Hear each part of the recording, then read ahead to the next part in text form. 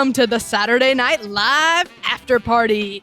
This week, we'll be discussing Season 46, Episode 10 of SNL with host John Krasinski and musical guest Machine Gun Kelly.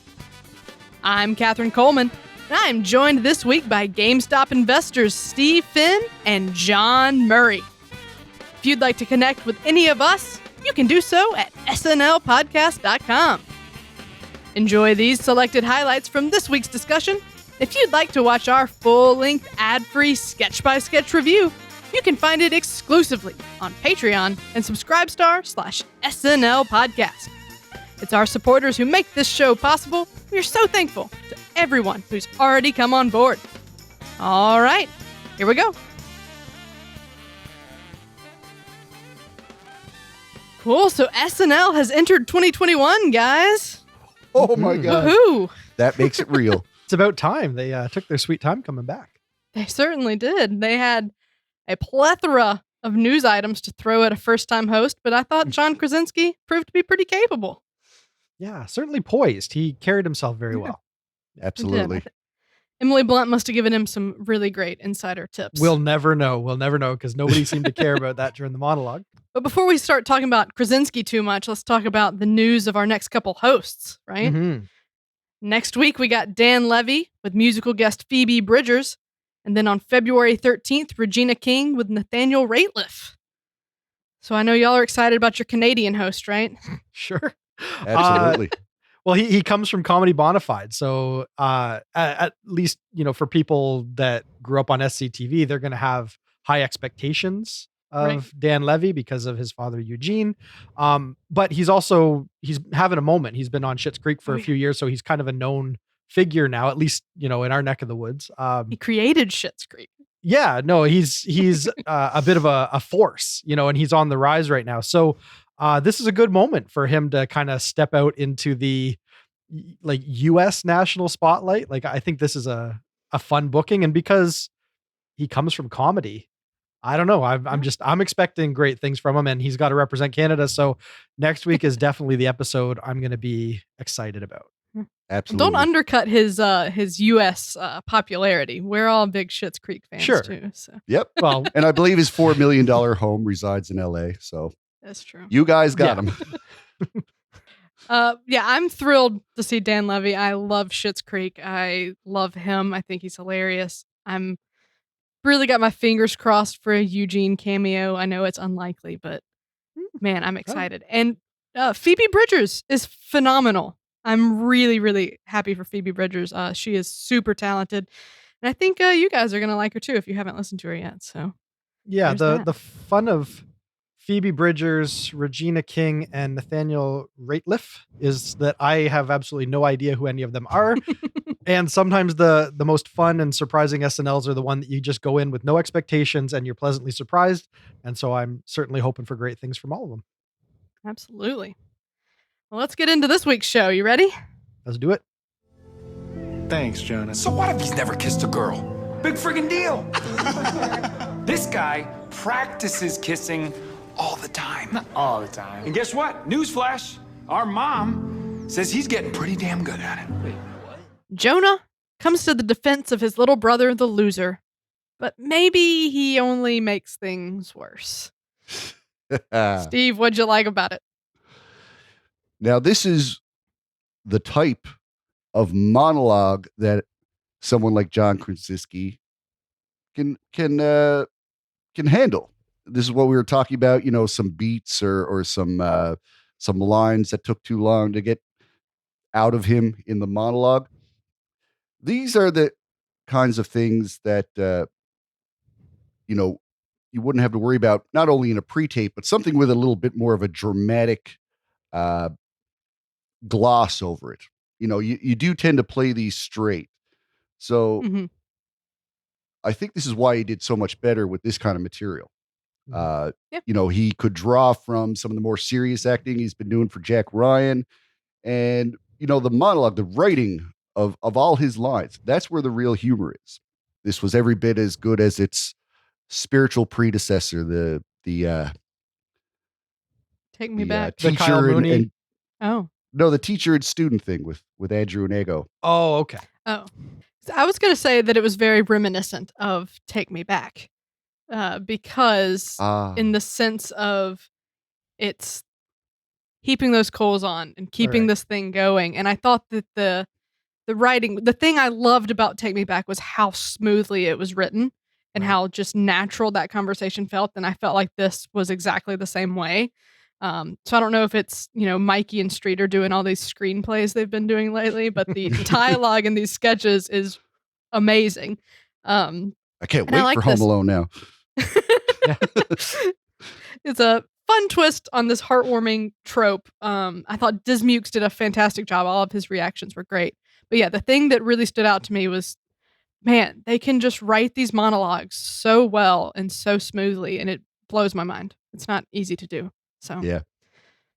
John, what'd you think? I liked it. I had a couple thoughts. Andrew Dismukes does look like kind of a pre-Captain America version of Captain America. Like the skinny version of him before he goes in the chamber and turns into Captain America. Yes. You look at them and you're like, there's something there that tracks. So them as brothers, totally buying that. John Krasinski in pre-tapes, when he can really own his performance and sort of make love to the camera, definitely in his element. There was a moment where he's talking up his brother and he's getting really impassioned, and he kind of like puts his shoulder forward and kind of like fronts a little bit, the way that you would think a confident high school footballer would. Like, there was something about his strut that was very authentic, and it was just a little tiny performance bit that it's hard for me to figure out the right words to explain, but just watch his physicality and how he's carrying himself and tell me if he's not a 17-year-old like king of the school, Letterman jacket guy. And I'm thinking, okay, great. Like, we've seen him do gym, memory foam squishy gym, and now we're seeing him do this, and I'm seeing two different characters, and I'm thinking, okay, so he probably saw the first draft of this script maybe Wednesday or Thursday, and they're taping it Friday. That's not a lot of time to find some nuance in your performance, but there's something there. So I really like that. And the rest of it is all, perfectly good. It's always fun to have those private, personal, little embarrassing things just get hung out for everyone to see. Like, that's, you're always going to get, you're always going to get fun reactions from people when you make them squirm, feeling, oh, I'm so glad the spotlight's not on me. Like, if anyone knew my things. So that's all fun. This is great material and just really nicely realized by a competent actor. Governor Andrew Cuomo announced this week that the New York City could reopen indoor dining by mid-February. Here to comment are stars of the Netflix show Pretend It's a City, Fran Lebowitz and Martin Scorsese. Steve, did this work for you? Oh, yeah. Gotta love Bowen. He is a special breed with special privilege. He can transcend race, gender. He can do it all. And SNL is not stopping him. If he wants to play Fran Lebowitz, he can don a wig. I love this. But I do want to give credit to Kyle, because he has no lines in this and is every bit as present and part of this as Bowen is.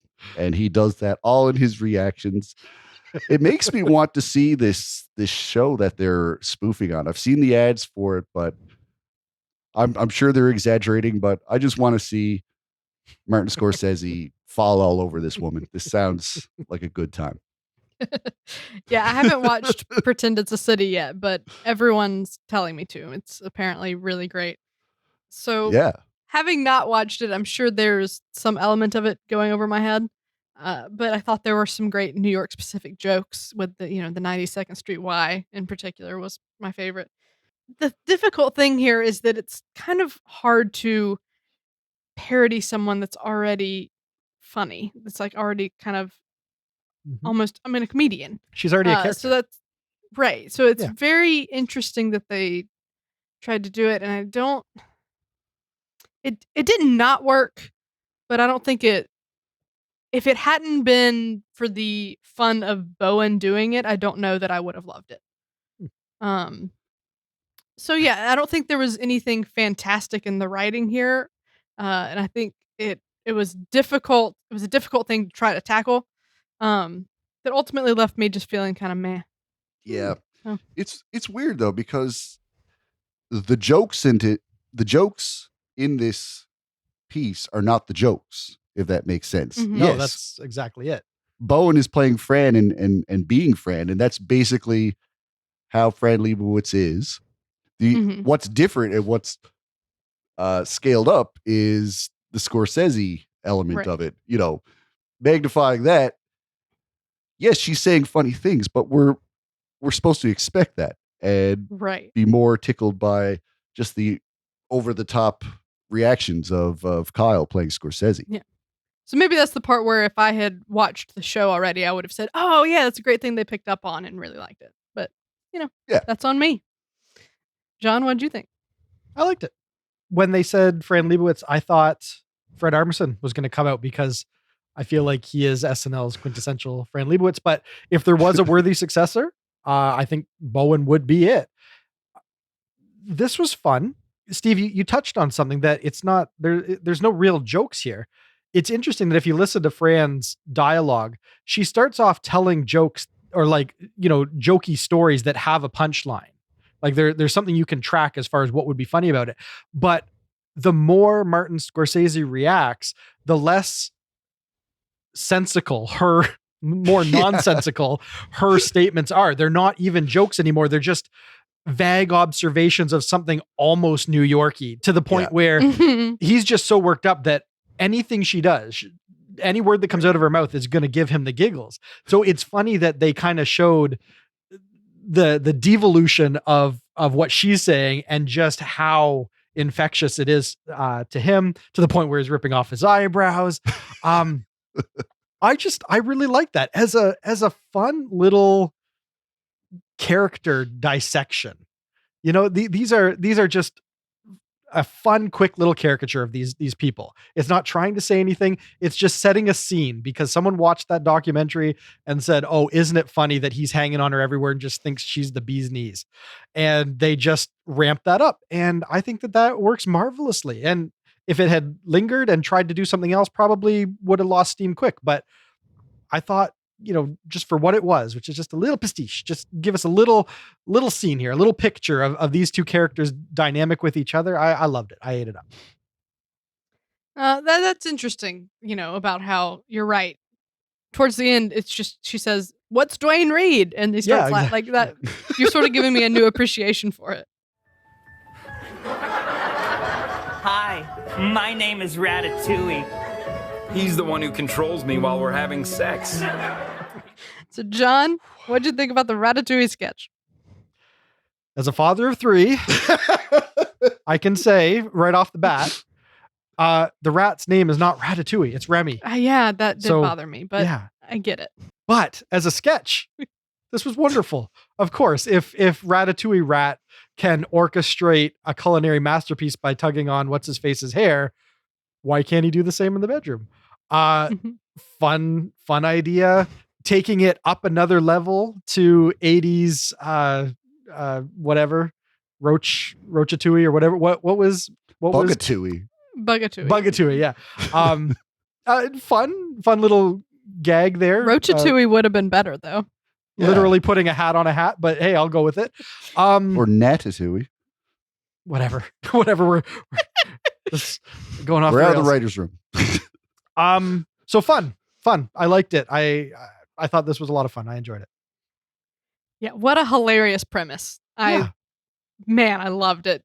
As soon as he took the hat off, I was like, "Oh God, yes!" And then it was just a perfect example. Put this in a Sketch 101 class for heightening. Mm-hmm. We have a rat. Okay, now we have a roach controlling the rat, and then we're gonna have Anton Ego, by the way, which was the perfect capper here. To pan over and have Pete there as the sex critic. Oh, perfect. Mm-hmm. Just truly great, fantastic heightening there. I loved this so much. There was something I was feeling. There was something sort of Python-esque about the total left turn of the critic recounting, the masterpiece of this sex session that he's sat in on. Yeah. So another just fun thing that just catches you completely off guard, which is just more deliciousness on top of whatever they were cooking up here. Which was Ratatouille. And Steve, what did you think? I was a bit misled. You know what I was expecting out of this? I saw the top hat. I saw that it was clearly concealing something up there. And I was like, are they doing it? And then John says, I just got back from Paris. And I'm like, oh, they are doing it. This is a Conehead sketch. Oh, we're from France. I thought it was going to be an Abe Lincoln. Yeah. No. And then he takes it off and we get what we got. And I say, okay, let's shift gears. This is what we're doing instead. No problem. Wasn't that big of a Conehead fan anyway. So here we are. And I'm just floored that I never thought of this. Like Ratatouille, or Remy as he should be called. Yeah, if he had just picked up a different book and became a expert at something other than cooking, yeah, I guess he could just start pulling hairs and get the job done, whatever it is he learned to do. You throw a hustler at him, and I guess you get this sketch. I thought the premise was good, but my interest was held by the performance of Kyle and 80 as well. I just love that blue screen and playing with scale, putting that hand up and then cutting to the big hand. That's always fun because they never try to make it realistic. You always know the humor is that it's a giant hand there being held on set, and everybody in the audience can see that. But that's what I love about it. There's just something fun about watching them just play with toys. A glorified version of that, but that's really what we're laughing at a lot of the time. Yeah, one thing that I really liked was that it was short, and I think that was because they were running late. So I think they probably cut some stuff out, but I think I'm kind of glad because if it had stayed too long, it very quickly would have overstayed its welcome. So I'm actually glad that it was last in the show and that it got cut up a little bit. If you want to see our full sketch-by-sketch review, search for SNL Afterparty on Patreon or subscribestar.com. All right, well, let's get into our ratings. John, what was the moment of the night? You know, I'm going to give it to the reveal of the Children of the Corn in the MSNBC finance cable show thing. Just terribly creepy. The right way to bounce that sketch up to the next level. And fun was had. And it was a great reveal. And I was sufficiently creeped. And that's all I wanted from that sketch. So that's my moment. Fair enough. I thought about when the cold open started and I was like, oh, it's not like a political cold open as I know them. That was a big one. But I think I'm actually going to go with the reveal of Remy the Rat. Sure. Because I wasn't sure what this sketch was going to be. I thought maybe Abe Lincoln, what's under the hat. It never occurred to me it was going to be Ratatouille, and then it was, and I was laughing from there on. So that's my moment. Steve? Good moments. I'm going to go with the removal of Scorsese's eyebrows. That was so ridiculous and exactly what that sketch needed in that moment. Let's talk about your best sketch, John. Ratatouille. There was some fun material tonight. There was a lot of like solid premises that were competently explored, but I gotta say the one that just felt the most inspired, that had some really fun production values, like even the miniature Ratatouille, his arms had something going on. Like there was a few times where his arms moved, and the miniature, not like the Kyle version. Right. So just great production values to add that little just extra bit of specialness, and the fun left turn there at the end with the critic. And yeah, just the fun idea of taking children's fare and making it naughty always wins for me. Ratatouille is a great choice because it's something that I think all of us really want to see more of on the show. I like just goofy nonsense. Sure. And so that's really good. I'm torn between that and Supermarket Sweep. And I think I'm going to go with Supermarket Sweep because I think I could watch it 6 more times in the next hour and not get tired of it. So I loved it. Kate and 80 can do no wrong. Mm-hmm. Steve? I'm torn. There's some pretty good stuff in this episode. And I think because it's been mentioned already, I won't go with the Ratatouille. I was partial to Rocky and Dino and Brandon over at Subway Marketing. I had a lot of fun with this, and yeah, there were other sketches that were up there with this, but I just really enjoyed the performances and the whole idea of it. And yeah, some of the off-color jokes were just uncomfortable enough for me to stay on board and have fun with it. So this is a good mix of weird and just off. And that's what I like in a sketch. It's a really strong back half of the show. All 3 of our best sketches were post-update. Indeed. So John, who's your MVP? It's 80. It's nice to have her back in the studio. She's wrapped up work on Shrill, so we should be getting her for the rest of the season. She obviously was happy to be back with her pals. You know, her and Kate were obviously having some fun tonight, but she's pretty much ever present. You know, like we get her in the Georgia sketch. She's the roach in Ratatouille or whatever, the bug in Ratatouille. Yeah, and she pops up elsewhere. You know, she was doing some good work, and it was nice to see her heavily featured because we just haven't gotten a lot of her. So 80, had some fun with her tonight. You make a very strong case. She was a little bit more present than who I'm going to give it to. Yeah, now pick Kate. But similar vein, I'm going to go with Kate. Sure. John, you can't just call me out. You've been doing the show long enough that I think our audience could have pegged that one from the get-go. To be fair, I think I've only given it to Kate like 1 or 2 other times. But that's only because you're trying to make an appearance of objectivity. Yeah. If you had your way. If Kate is in the studio, she's getting MVP. Yeah. So who are you picking? Enough. And follow-up question, why is it Kate? Yeah, exactly. Yeah, so it's Kate because I feel like Kate had a really good show. I feel like Kate was not giggly. Had some strong performances. We got Kate as herself in the cold open, which I loved.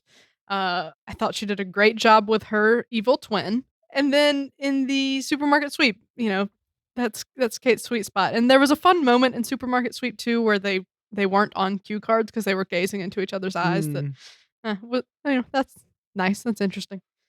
Yeah, yep. It's Kate. Steve, who's your MVP? I am giving it to Kyle. And I almost got swayed by all of your great picks of 80 and Kate. I just thought Kyle had a big night. He had a big night. The stuff he was in, he was kind of the reason it worked. He was that element that was just the whole sales pitch of the premise relied on him. Without Scorsese, you wouldn't have a working vehicle for Bowen and Kyle to do Fran and Martin. You know, you can't have the Ratatouille sketch without Ratatouille. And, you know, if you're going to do Mandalorian, why not bring out his baby Yoda that he's already done? So the sheer amount of makeup that he had to go through and just everything that he made work, I think he deserves it. Yeah. That's a very fair pick. On a scale of classic, great, decent, weak, or train wreck, Steve, how would you rate this episode? I think this deserves a great, my friends. We got a consistently quality episode with few lows and many highs. I think everybody was at their best. 80 is definitely happy to be there. And yeah, just her rediscovered presence on the show it made me realize how much she was missed and how much she's needed. It's going to be a tough replacement when she goes. But everybody feels rejuvenated. This first episode back from the break, you can tell everybody has been inspired by, you know, everything that went on. And I think we got something really good out of it. Fair enough. I'm actually flirting with a classic. Ooh. Holy. Just because. You really miss Kate that much over, what, 5 weeks? No, nothing in this episode fell flat. Anything that didn't work was just because it wasn't for me. There wasn't anything that was just like, I could like say like, this was not working. This was a bad game. They didn't heighten, everything hit. I thought everything was pretty strong. And then, then we had a few things that I really, really loved. I think I am going to go with a great though, just because everything wasn't phenomenal. I think for a classic, you want a little bit more energy to it, a little bit more buzz, stuff like that. But, it's a very strong great. Nothing bad here. I thought it was a really great episode and glad to have him back. So, yeah. John, what do you think? I think this is a really solid decent. Like basically the same thing that you said, but I'm just landing on the other side of the line. You're right. Nothing crashed and burned. There's nothing you can point at and say, oh, that just was a horrible misfire. What were they even thinking? Like there was nothing like that tonight. So right there, we're out of train wreck territory. On top of that, usually the live sketch fare is what's going to be more hit or miss and more shaky and more, up and down from sketch to sketch. But I feel like everything at least hit the like competent baseline of, yeah, that's a serviceable sketch. The worst thing I can say about anything tonight was it was serviceable. So right there, you're out of weak territory. The only thing that we didn't see in this episode too much of that I think would have put it into great territory was just some really exceptional moments that the house was just really digging. You could just feel something was alive and electric. It was a very even keel, middle of the road show, but it just didn't have high highs. And I think you need a couple of them. Weekend Update for me, it had middling stuff from Jost and Che and 3 features. But were any of them like really super classic features? No, Kathy Ann's a bit of a retread. My Pillow Guy I really liked, and Fran and Martin Scorsese I really liked.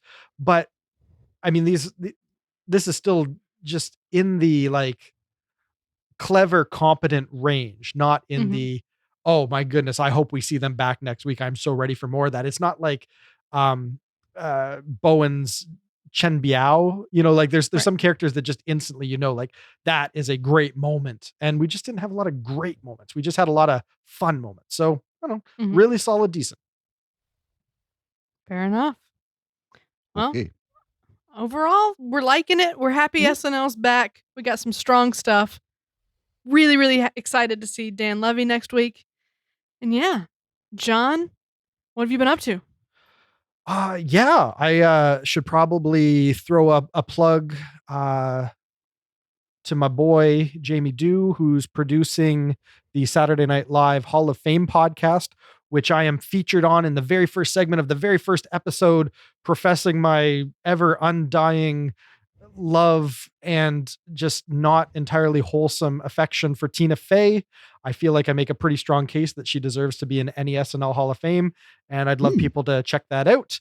But the cast in general, I think is really well done. I've heard a couple episodes that haven't been released yet, and I thoroughly enjoyed them. I feel like the people that he's bringing in to make their case are just really good listens. It's really engaging stuff. So I'm having fun with it myself. So I can wholeheartedly endorse it and say, I think this is a solid listen for any SNL fans. Go check it out at snlhof.com, or just look for SNL Hall of Fame in any podcast app. You'll find it.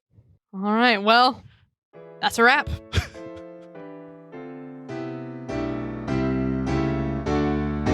Thanks to Steve Finn and John Murray. And thanks as well to our most generous patrons, Sam Bowers, Neil Weinstein, Justin Gardner, Carissa Eubank, and Brian Clark. If you're enjoying our show, please subscribe on YouTube or wherever better podcasts can be found. Your subscription helps us grow, and your support is greatly appreciated. We'll be back next week when SNL returns with host Dan Levy and musical guest Phoebe Bridgers. But until then, this has been episode number 126 of the Saturday Night Live Afterparty podcast. I'm Catherine Coleman. That's my story. I'm sticking to it.